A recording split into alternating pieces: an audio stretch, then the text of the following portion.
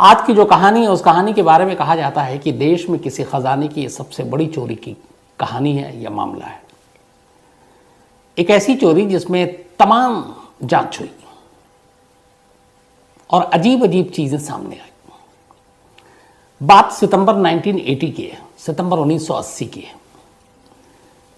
दिल्ली से कुछ ही दूरी पर रामपुर है। आप सभी जानते हैं, तो रामपुरी चाकू अपने ज़माने में बड़ा मशहूर था, हालांकि अब धीरे धीरे वो इंडस्ट्री वहाँ ख़त्म होती जा रही है। तो इसी रामपुर में, चूँकि रामपुर को नवाबों का शहर कहा जाता है, तो उसी रामपुर में एक नवाब साहब, जो आखिरी रामपुर के नवाब और उनके अब जो सारे विरासत में जो उनके लोग हैं, उनकी एक कोठी है जिसका नाम है कोठी खास बाग। इसी कोठी खास बाग में कुछ बच्चे खेल रहे थे।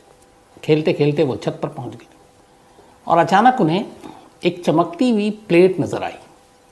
एक बच्चे ने उस प्लेट को उठाया, सुनहरे रंग की वो प्लेट। उसे लगा पता नहीं ये क्या है। वो भाग कर आई, उसके बाद अपने घर वालों को दिखाती है। घर वाले उस प्लेट को देखते हैं तो उनकी आंखें चमक उठती हैं। वो पहचान जाते हैं कि ये सोने की प्लेट है। अब चूंकि ये कोठी खास बाग के अंदर से उस बच्ची ने बरामद किया तो उन्हें लगा कि यह नवाब साहब की ही मिल्कियत है। बच्ची के फादर फॉरन कोठी जाते हैं और जो नवाब साहब के वहाँ बाकी लोग थे, उस परिवार के रह रहे थे, उनको वो प्लेट देते हैं और कहते हैं ये बच्ची को मिली आपके यहाँ से। अब जैसे ही नवाब साहब के हाथ में वो प्लेट आती है और वो देखते हैं, देखने के बाद खुश होने की बजाय उनके माथे पर बल पड़ जाता है, वो परेशान हो जाते हैं। दरअसल जो प्लेट उस बच्ची को उस कोठी के अंदर से मिला, वो सोने की प्लेट रामपुर के नवाब के अरबों रुपए के खजाने का एक हिस्सा था।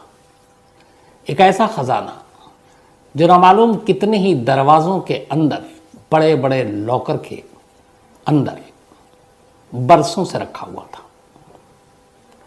एक ऐसा खजाना जहां पे जो रखा हुआ था उसकी तिजोरी को खोलने के लिए सोचना पड़ता था।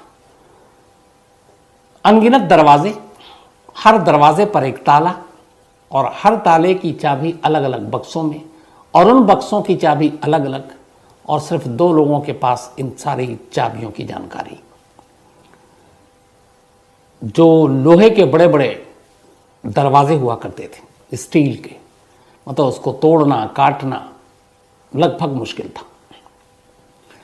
अब ऐसी जगह पर उस प्लेट का मिलना, नवाब साहब को लगा कि शायद उस खजाने में किसी ने सेंध मार दी। फौरन पुलिस पर रिपोर्ट लिखाई गई